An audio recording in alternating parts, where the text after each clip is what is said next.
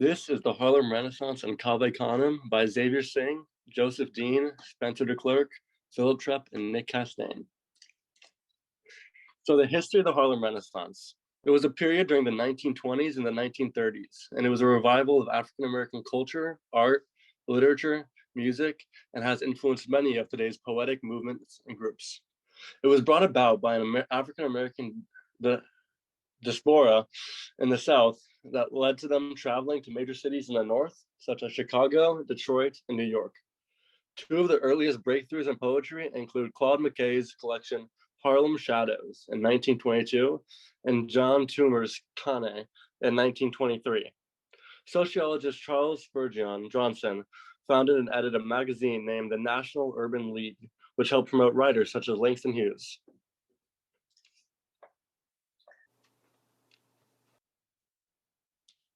So, The Negro Speaks of Rivers is a poem equating the soul of African Americans to historical and important rivers. Each river is pretty much a different part of the speaker or African American. There are two voltas, one on line 4 and another on line 9. This poem is also countercultural because it emphasizes African American history, something that is also or often abandoned, especially at the time of the poem's publication. All of the rivers mentioned in the poem have relevance to Langston Hughes' personal ancestry, and the soul of Black America is a river.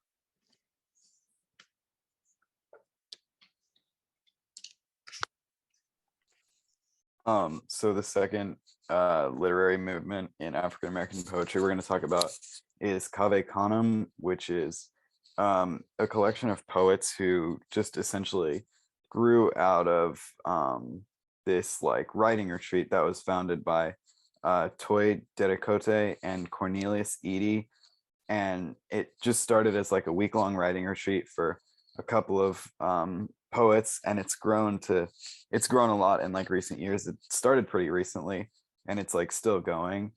Yeah, and the way it got its name is from a sign in Pompeii, the city in I think it's Greece or Rome, that was overtaken by a volcano, and it said "Beware of dog," which is Cave Canem.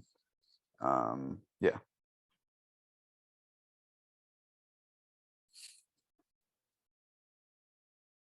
So now we're going to look at a poem by Jericho Brown, who is an example of a Cave Canem poet because he is one of the fellows of this nonprofit called Cave Canem, and he has been on the writing retreats, and he wrote this poem, Bullet Points, on one of the retreats.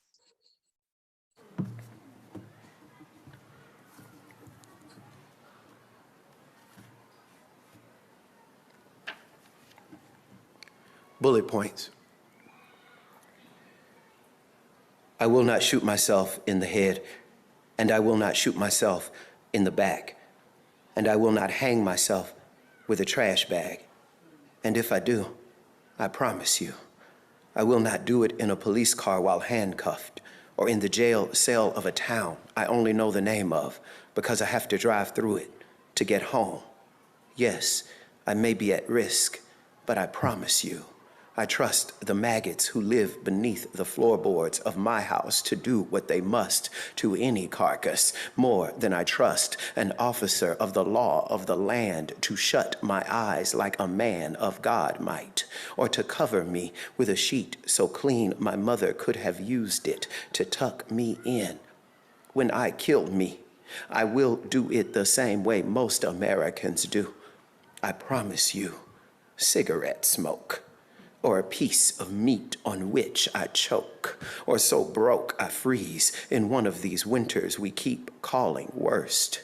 I promise if you hear of me dead anywhere near a cop, then that cop killed me. He took me from us and left my body, which is, no matter what we've been taught, greater than the settlement a city can pay a mother to stop crying, and more beautiful than the new bullet fished from the folds of my brain.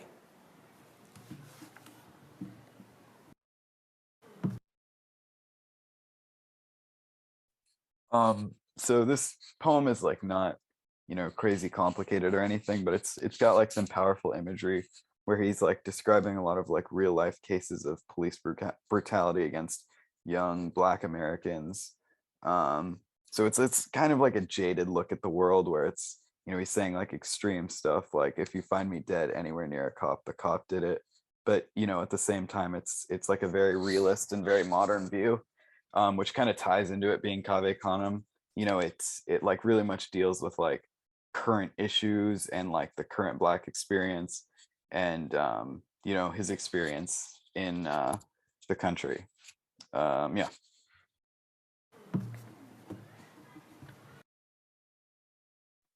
The last topic we'll cover today is a Zuihitsu, and this was invented around 1000 AD by the noble court lady Sei Shonagon. A Zuihitsu translates to running brush.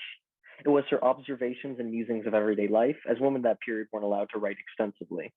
It's very important historically, as they gave insight and details into feudal Japanese court life. The Zuihitsu is filled with randomness, and the only thing that connects the parts of Zuihitsu is that there is nothing that connects them. Each sentence is a new tonal shift and a new subject for its focus. Each sentence has a category, be it short, visual, elegant, tragic, sensational, surreal, etc. Time to make your own Zuihitsu. Remember, what you write about does not have to relate to the prompt we give, but it serves as a helper for inspiration.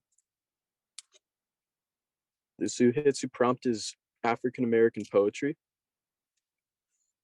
You will write one sentence about a song lyric you feel relates back to African American poetry. 3 sentences on what the civil rights movement means to you. 2 sentences on the word empowerment, and 3 words that describe the feeling of this photo.